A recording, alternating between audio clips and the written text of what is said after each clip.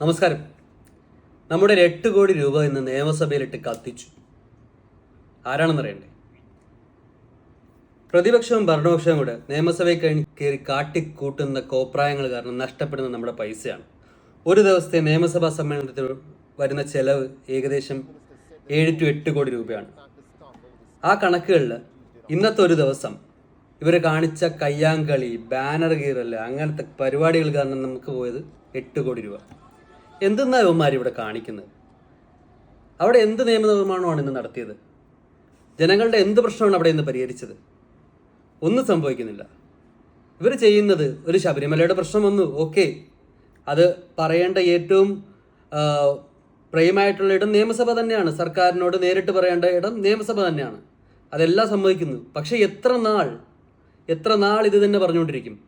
ഇന്നലെയും നിയമസഭ സ്തംഭിച്ചത് ഇതുകൊണ്ടാണ്. തെരുവിൽ പ്രശ്നങ്ങൾ നടക്കുന്ന ഇതുകൊണ്ടാണ്. അന്വേഷണം നടക്കുകയാണ്.